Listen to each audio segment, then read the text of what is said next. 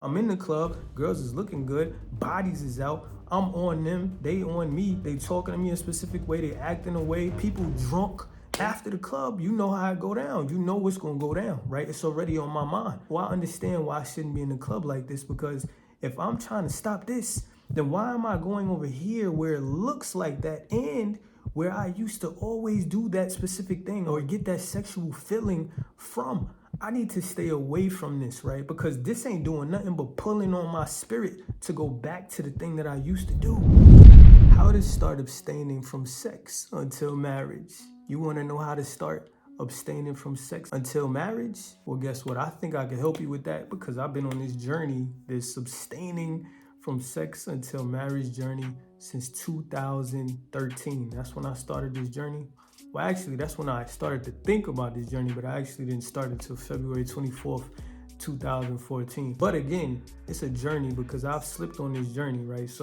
But I've gotten back up and I've learned a whole lot. But you want to learn how to start abstaining from sex until marriage. And I think I can help you, right? So you decided to yourself, I want to start abstaining from sex until marriage. You might have said that to yourself. You might have said it, you know, in a conversation you had with God, or maybe you thought about it, right? But you don't know where to start. You don't know what to do or where to start, right? Well, first, I think you need to have a foundation, right? That's why I brought up God. You need to have a foundation of a why. Why do you want to do this, right? Some people just want to do it just because, but you need to have a firm foundation, right? You need to know why. There has to be a why. Why am I going to abstain from sex until marriage? Do you want to stay strong because you believe that it will produce fruit in your marriage? Do you believe it will keep you strong, right? Do you believe that it will be able to reveal love from a person, right? Do you want to be strong because you don't want to give yourself away, because that can ruin relationships and marriage before they even happen and after, right? Do you want to be able to know that you will be stronger and closer to God, right? Do you believe or think that you'll be able to not cheat by doing this as well, right? And I say the full aspect should be God, right? But God also has a why of why he needs us to abstain from sex. It's a blessing, right? Not just that he needs us to abstain from sex, but there's a why. God loves us and protects us.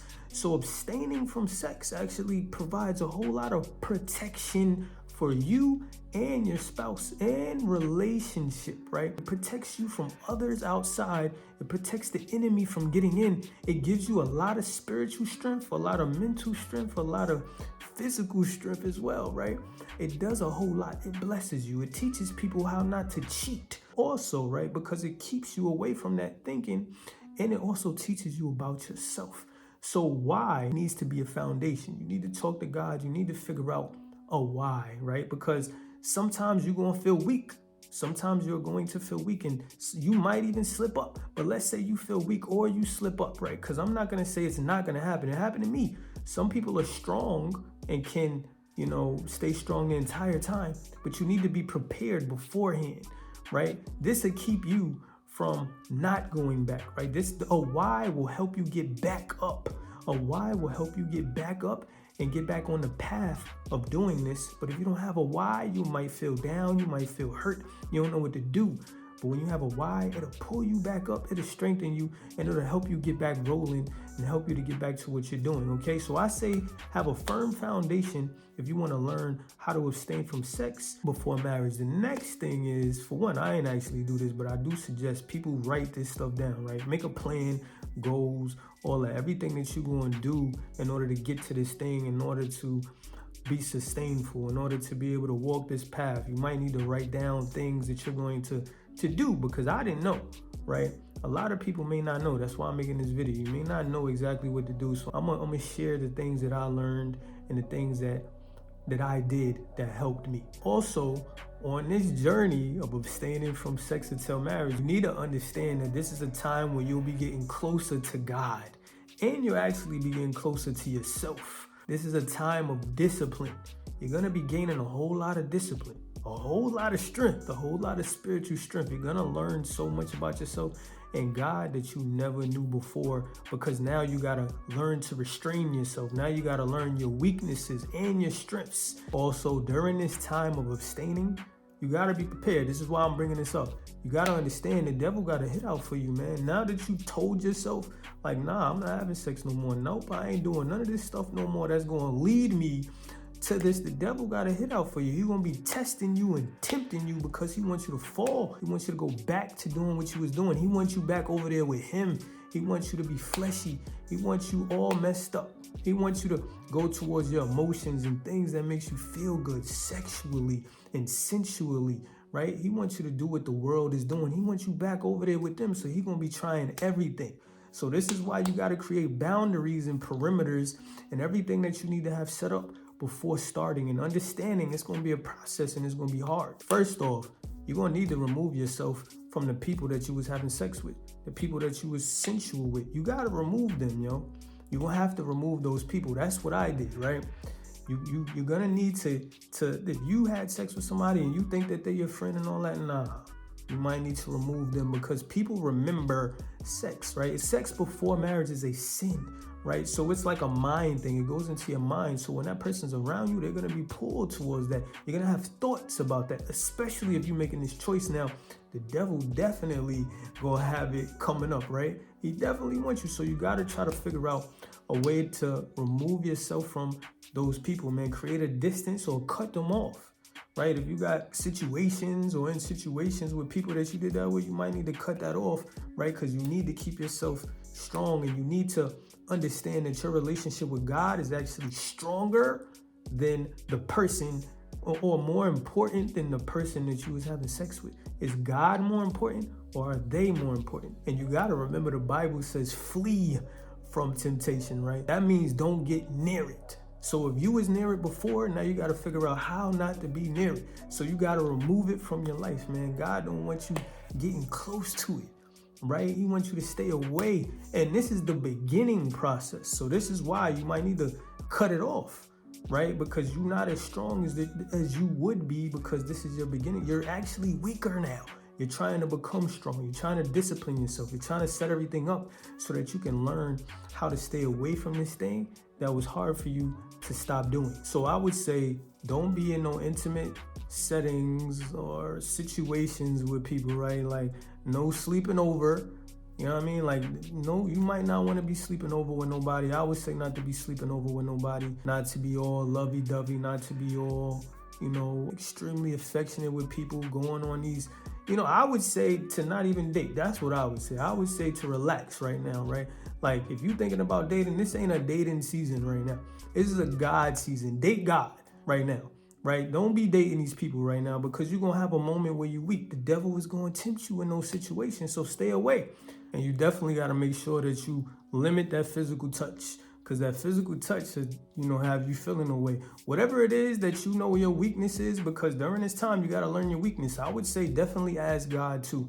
Ask God what your weaknesses are, and he will definitely reveal them to you. If you have any time of weakness, whether you feel like you want to be around somebody, you want to cuddle buddy, you want to, touch somebody or whatever, like you got to go to God, man. This is why you got to cut certain people off, certain things that you do, and chill with the physical touch, right? You might want to chill with that because you're trying to strengthen yourself in this time. So that might mean that you might have to be careful with hugging people too. And I know you're like, hugging? Yeah, man. Look, if you trying to stop something, then you're going to have to stop something. You know what I'm saying? You're going to have to stop doing what you used to do, right? So that you can become stronger, right? Maybe you could do certain things later on down the line, but right now, you might need to cut it off immediately. And I know y'all might be mad at me, but I'm keeping it real, man.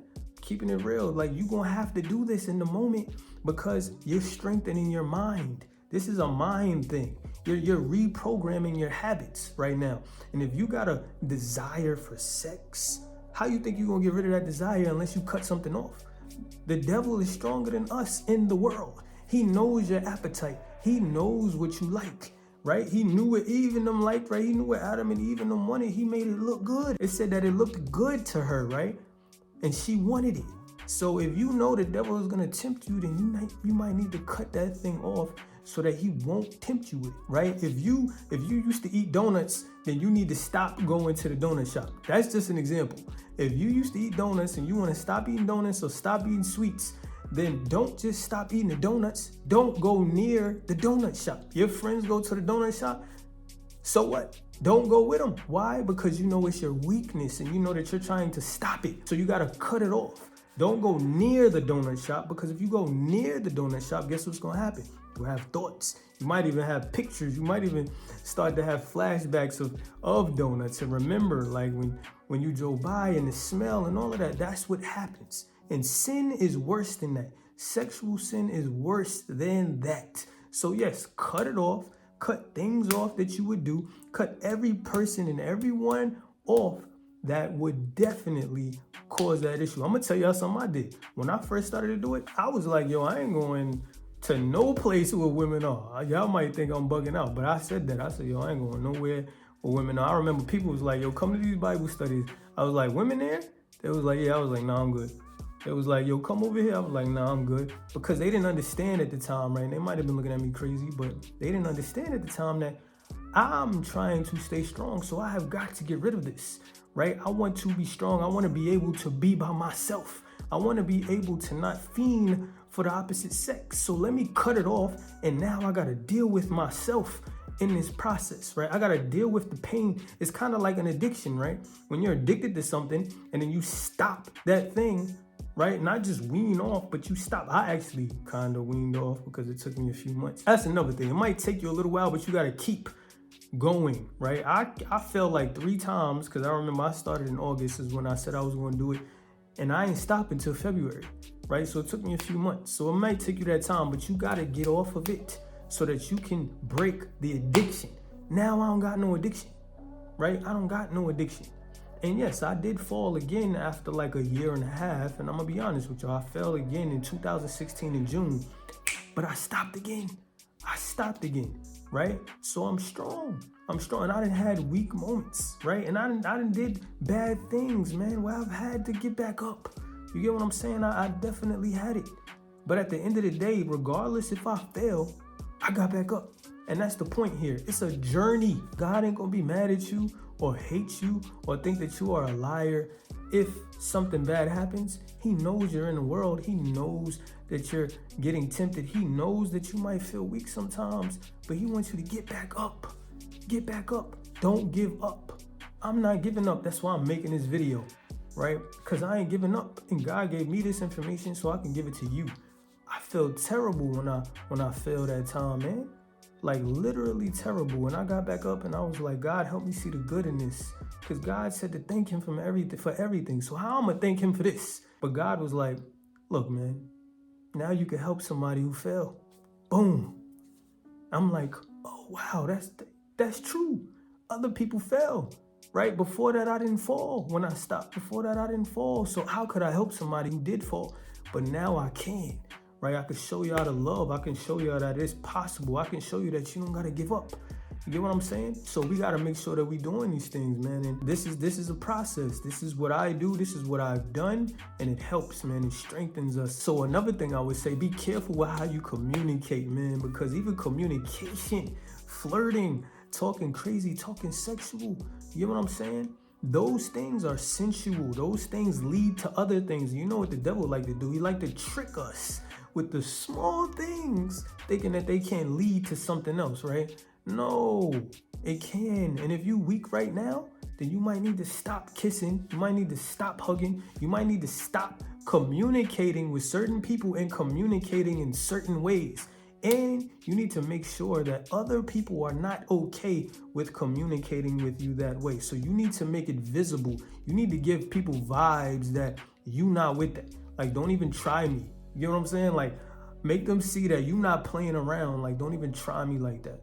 You know what I'm saying? And if they do try you, cut it off. And if they do try you also, you can be able to see who they are a little bit more, especially if you told them that you wasn't going to be doing this. God is also trying to give you discernment through this process of abstaining. He's trying to help you see the type of woman that is trying to come after you when you over here said that you was abstaining. He's trying to help you see what kind of man is trying to come after you, especially if you're a godly man. You know what I'm saying? If they claiming this, but they not even trying, God wants you to see their spirit.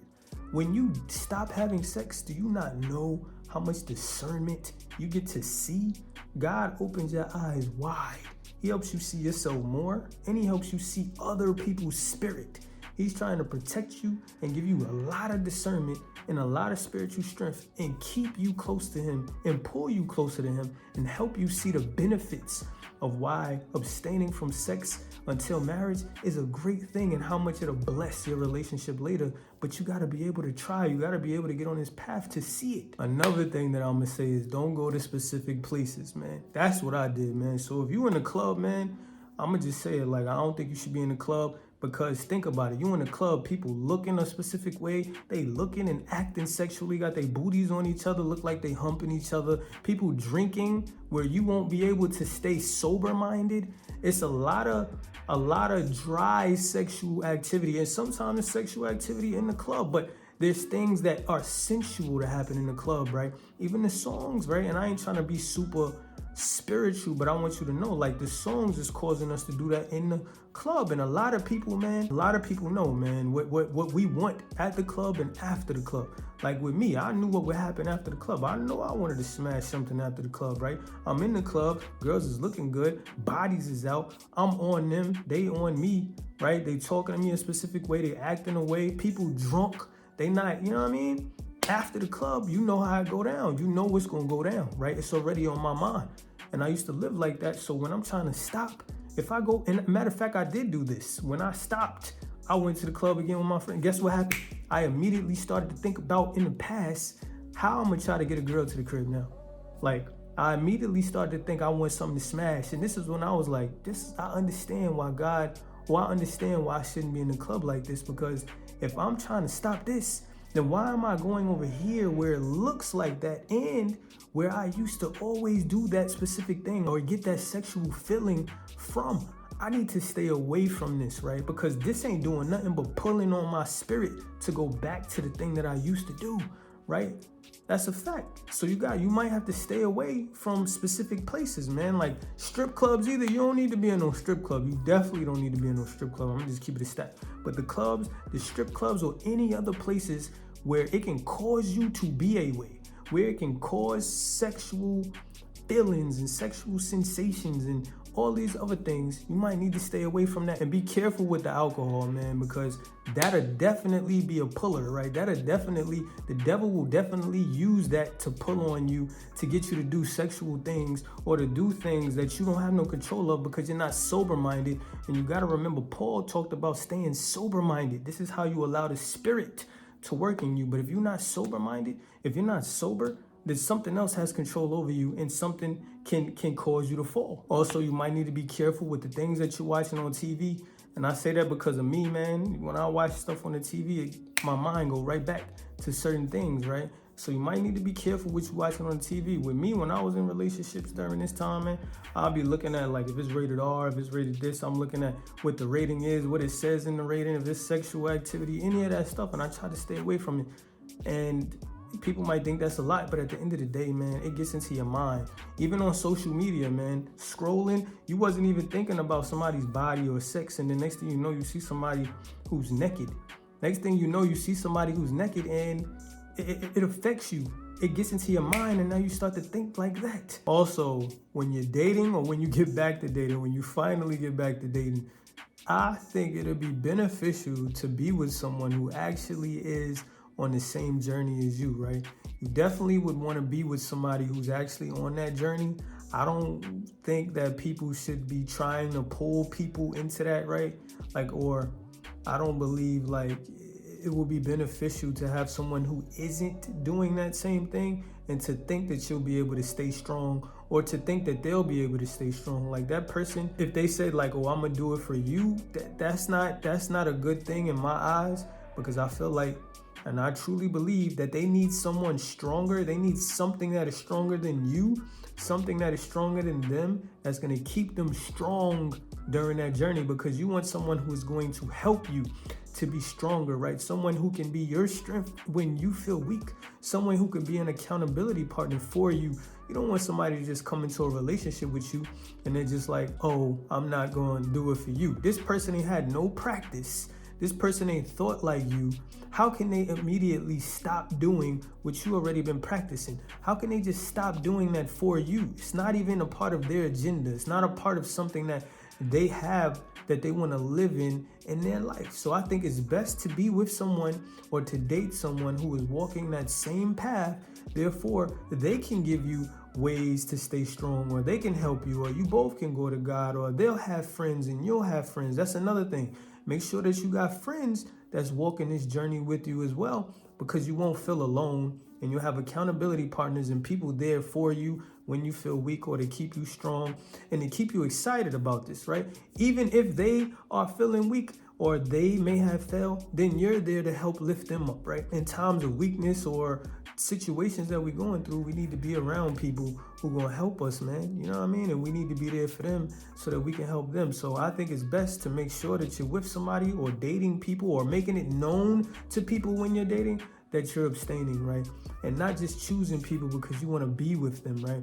Choosing someone who's going to be beneficial to your life and the path that you're on and towards your relationship with God. Well, I hope this video helped y'all, man, because it's a good way to start, right? If you want to find somewhere to start, I think these are good habits or good little qualities or things to learn in order to help you start abstaining from sex until marriage, right? They may not be perfect, but at the end of the day, I know that they can help. I know that they can. You just got to be on it. You just got to be about this life and, you know, do research and learn other things from other people, man, and just learn how to stay on this path and stay strong and see how much it actually bless your life, man. It has blessed my life in a great way, and I know it's going to bless everybody else's life as well. And I know it has blessed so many other people, and I know God wants it to benefit our lives and to protect us and to benefit our relationships and marriages and to protect our relationships and marriages for his kingdom so that we can bless people through our kingdom marriages and relationships. All right, well, I hope this video blessed y'all. I love y'all, and I'm gonna get at y'all when I get at y'all.